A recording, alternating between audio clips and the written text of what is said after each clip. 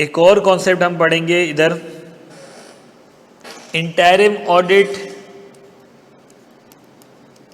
And final audit.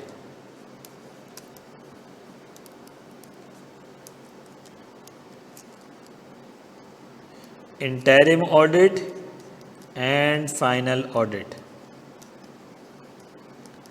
अच्छा, interim audit क्या होता है? इंटरिम ऑडिट ये होता है कि before the end of the reporting period अगर मैं ऑडिट स्टार्ट करूंगा तो उस पीरियड को क्या कहते हैं? Interim audit. और अगर after the end of the reporting period start करूंगा तो उसको कहते हैं फाइनल ऑडिट। तो इसको हम मेंशन करते हैं before the end of the reporting period.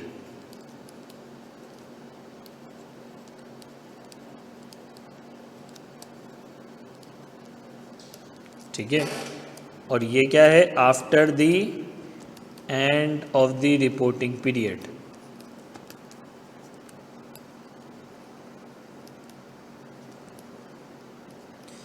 अच्छा, अब सवाल ये होता है कि अभी तो ईयर एंड हुआ ही नहीं। देखिए 30 जून अगर एक कंपनी का ईयर एंड है, 30 जून एक कंपनी का ईयर एंड है, और आप चले जाते हैं 1 जून से। अब 1 जून से अगर आप ऑडिट करने जाते हैं, सर अभी तो जून का महीना पूरा बाकी है, अभी तो सेल्स हुई नहीं है जून की, सेल्स होंगी तो 30 जून पे पता चलेगा कि भाई जून की इतनी सेल्स हैं। फिर 1 जुलाई से 30 जून तक के फाइनेंशियल्स बनेंगे, अभी तो फाइनेंशियल्स भी क्लोज नहीं हुए, तो भाई 1 जून में जाने का फ़ायदा क्या? मसला देखिए, मसला ये होता है कि आपके पास इतने सारे क्लाइंट्स होते हैं, ठीक है ना। एक क्लाइंट्स नहीं होता, PwC, KPMG, बिग फोर हैं, उनके पास इतने सारे क्लाइंट्स होते हैं, टाइम नहीं होता, रिसोर्सेज समटाइम शॉर्टेज होती है। तो उस केस के अंदर वो लोग क्या करते हैं, पहले से ऑडिट स्टार्ट कर लेते हैं before the end of the reporting period. क्यों करते हैं? कुछ चीज़ें ऐसी होती हैं, देखिए जाहिर है मैं प्रोसीजर्स तो परफॉर्म नहीं कर सकता, मेरे पास फाइनेंशियल्स ही नहीं होंगे, मुझे पता ही नहीं होगा, उसकी बेस में प्रोसीजर्स परफॉर्म नहीं कर सकता। लेकिन हाँ, कुछ काम मैं कर सकता हूँ। मैं क्या कर सकता हूँ? कुछ प्लानिंग कर सकता हूँ, कुछ अंडरस्टैंडिंग ऑब्टेन कर सकता हूँ, कुछ हद तक मैं काम कर सकता हूँ, कंट्रोल्स को देख सकता हूँ, कंट्रोल्स की ऑब्टेन अंडरस्टैंडिंग ले सकता हूँ, रिस्क की असेसमेंट कर सकता हूँ। जितने भी प्लानिंग नेचर के काम होते हैं, वो सारी की सारी चीज़ें मैं इधर कर सकता हूँ। ऑल्दो कि अभी ईयर एंड आया नहीं है, अभी मैं इन्वेंट्री काउंट नहीं कर सकता। जब ईयर एंड आएगा जब ही इन्वेंट्री काउंट करूँगा, ठीक है। मैं भी कोई प्रोसीजर परफॉर्म नहीं कर सकता, जब ईयर एंड आएगा, क्लोजिंग होगी, जब भी मैं प्रोसीजर परफॉर्म करूंगा, अभी नहीं कर सकता। लेकिन प्लानिंग नेचर के काम तो कर सकता हूं मैं, ठीक है। मैं कंट्रोल्स की टेस्टिंग भी कर सकता हूं, ठीक है, अंडरस्टैंडिंग ऑब्टेन कर सकता हूं, रिस्क असेसमेंट कर सकता हूं, ये सारे काम मैं कर सकता हूं, ठीक है। अच्छा, इधर क्या आ जाएगा? इधर सारे प्रोसीजर्स टाइप के काम आ जाएंगे कि कंफर्मेशन भेजना, ठीक है, इन्वेंट्री काउंट करना,